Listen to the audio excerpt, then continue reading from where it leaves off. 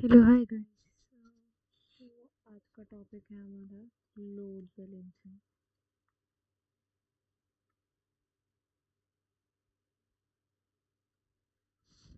ठीक है, तो लोड बैलेंसिंग कैसे होता है? लेट्स से कि हमारा एक यूज़र है। ये रहा हमारा यूज़र। ये एक एप्लीकेशन को हिट कर रहा है। ये उसके सर्वर है एंड ये उसका डेटाबेस लेयर है। ये सर्वर से उसके, ये है हमारी यूज़र। तो लेट्स से कि हमें यहाँ पे कोई भी सिस्टम नहीं है, तो ये इस सर्वर को हिट कर रहा है। ये डी यूज़र है। इसने दोबारा रिक्वेस्ट की इस सर्वर पे, इस डी पे। हम कैसे चेक, हम अपने सर्वर्स का यूज़ कैसे कर सकते हैं अच्छे से? तो हमें ऐसे मिड में कुछ चाहिए। और वो हमें मिड में क्या चाहिए होगा, क्या होगा वो होगा जो हमें कुछ ऐसे ऐसा हार्डवेयर सॉफ्टवेयर जैसा चाहिए जो कि हमारा रिक्वेस्ट को एक एक करके सर्वर्स पे लेके जाए, जिससे कि हम बाकी सारे सर्वर्स को यूटिलाइज कर पाए। जो अंडर यूटिलाइज है उनको प्रॉपर यूटिलाइज करें, जो ओवर यूटिलाइज है उनको नॉर्मल बेस पे यूटिलाइज करें, क्योंकि ज़्यादा ओवर यूटिलाइज होगा तो हमारा फंक्शनिंग ही खराब है। ज़्यादा प्रेशर डालेंगे हम किसी सर्वर पे तो सही नहीं है ना। तो हमें बेसिकली क्या करना है, इधर एक हमारा एक यूज़र है। ये हमारी लोड बैलेंसर की वो है लेयर। ये हमारे सर्वर है। ये हमारा डीबी है। ठीक है, रिक्वेस्ट चाहिए हो मल्टीपल लोड बैलेंसर पे। उसने एक रिक्वेस्ट इसको दे दी, एक रिक्वेस्ट इसको दे दी, एक रिक्वेस्ट इसको दे दी। इन्होंने अपना डीबी पे ऑपरेशन किया। ये इनका ऑपरेशन कुछ वापस आया रिजल्ट एप्लीकेशन पे, और ये यूज़र पे चला। पूरे उसमें सबसे इतनी इजीली फ्लो हो रहा है लोड बैलेंसिंग की वजह से। आप इसके भी कुछ ऐसे एल्गोरिथम्स होते होंगे कि हम कैसे भेजेंगे सर्वर्स पे। तो ऐसे होते हैं अराउंड 5 एल्गोरिथम। चलो वन बाय वन समझते हैं। सबसे पहला एल्गोरिथम हमारा राउंड रोबिन। ओएस में पढ़ा होगा सबने। राउंड रोबिन बेसिकली कि हमारा एक सर्वर है, एक रिक्वेस्ट इस सर्वर पे आ गई, दूसरी रिक्वेस्ट इस सर्वर पे आ गई, तीसरी रिक्वेस्ट इस सर्वर पे आ गई, जो चौथी रिक्वेस्ट होगी उस फिर इस पे आ जाएगी, पांचवी इस पे, छठी इस पे, सातवीं, आठवीं, नौवीं, ऐसे करके चलती रहेगी। इस कॉन्सेप्ट को राउंड रोबिन कहते हैं। बट ये जो है, ये छोटी एप्लीकेशन के लिए तो फिर भी सही है कि जिसमें ज़्यादा लोड नहीं आ रहा, ज़्यादा रिक्वेस्ट नहीं आ रही, उसके लिए। लेकिन जैसे कि लेट्स से कि हमारा पहली रिक्वेस्ट है, उसका सेशन 40 मिनट रहा। दूसरी रिक्वेस्ट बी पे गई, वो सेशन 10 मिनट रहा। तीसरी रिक्वेस्ट सी पे गई, वो 10 मिनट में रहा। तो हमारा 10-10 मिनट के बाद बी और सी खाली हो गए, लेकिन जो पहले यूज़र का वो है उसका 40 मिनट। अब मैं दोबारा चौथी को इस पे भेजने की टाइम मुझे बी पे भेजना चाहिए, क्योंकि बी पे ट्रैफिक कम है, बी पे ट्रैफिक नहीं है, सी पे ट्रैफिक नहीं है, ए पे ट्रैफिक है। तो ये इसके ड्रॉबैक्स है। चलो अब दूसरे एल्गो पे जाते हैं। दूसरा एल्गो है लीज कनेक्शन।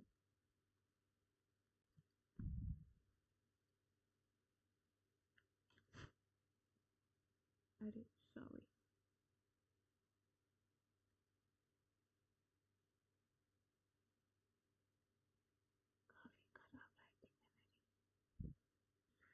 सी, ए, बी, सी।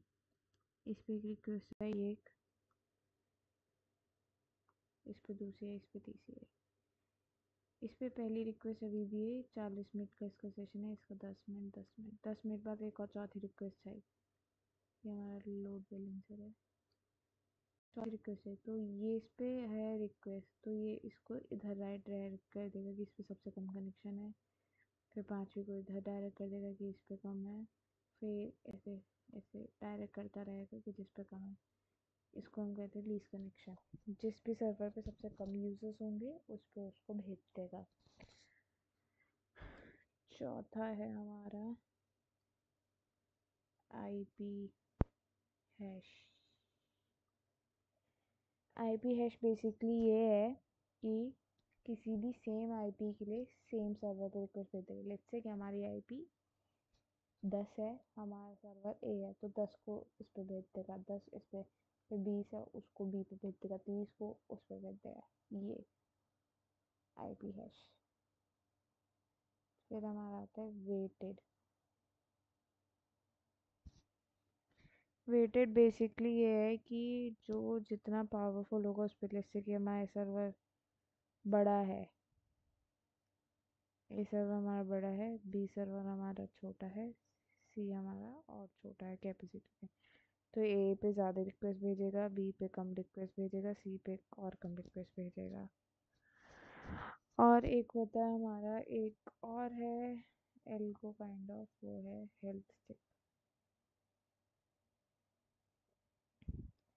हेल्थ चेक बेसिकली सर्वर की हेल्थ देखेगा कि ये अच्छी हेल्थ है तो इस पर रिक्वेस्ट भेज देगा, अगर ये इसकी ख़राब हेल्थ है बी पे तो इस पर रिक्वेस्ट नहीं भेजेगा, सी गुड हेल्थ पे है तो इस पर रिक्वेस्ट भेज देगा, बी की ख़राब है तो इस पर कोई रिक्वेस्ट नहीं आएगी। ठीक है, अब देख लेते हैं लोड बैलेंस से कितने टाइप के होते हैं।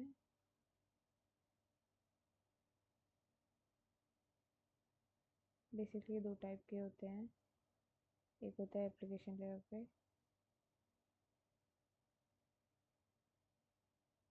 एप्लीकेशन लेयर, एक होता है ट्रांसपोर्ट लेयर पे।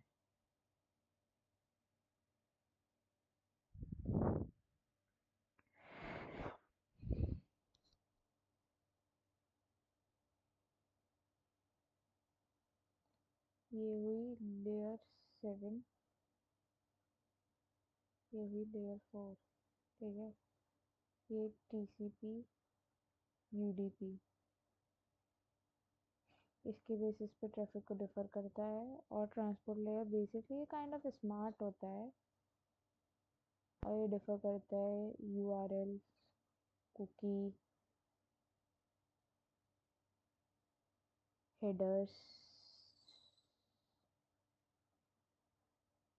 सॉरी, राउट। इसका एग्जांपल है एएलबी।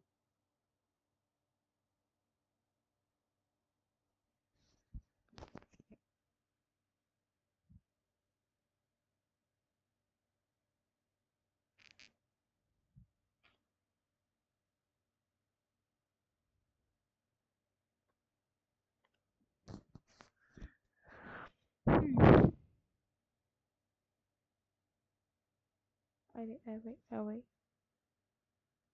ये क्या हो गया?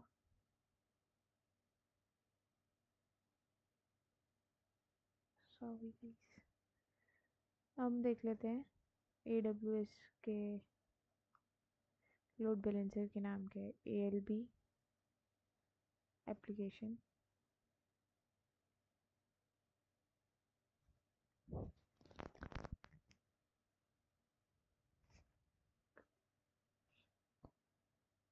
NLP नेटवर्क,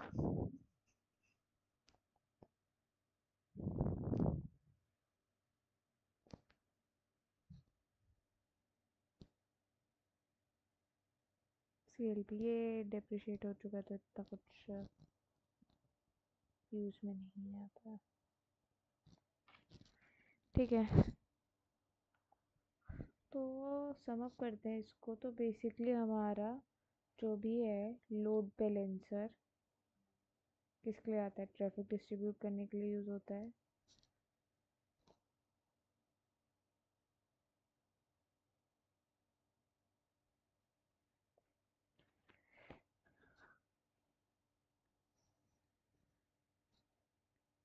ओवरलोड शेयर करने के लिए होता है, कोई भी किसी भी सर्वर को ओवरलोड नहीं होने देगा। फॉल्स देखने के लिए होता है, कुछ भी फॉल्स वगैरह आएंगे तो उसको हैंडल कर लेगा, डिटेक्ट करता है और रिमूव भी कर देता है। ऑटो स्केल करने के लिए होता है, इजीली हम ऑटो स्केल कर सकते हैं लोड बैलेंसर को यूज़ करके। और SSL,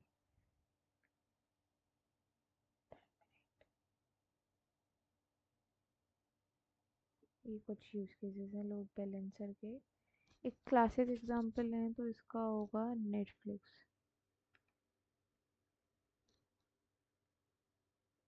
नेटफ्लिक्स की स्पेलिंग गलत लिखना तो जस्टिफाइड।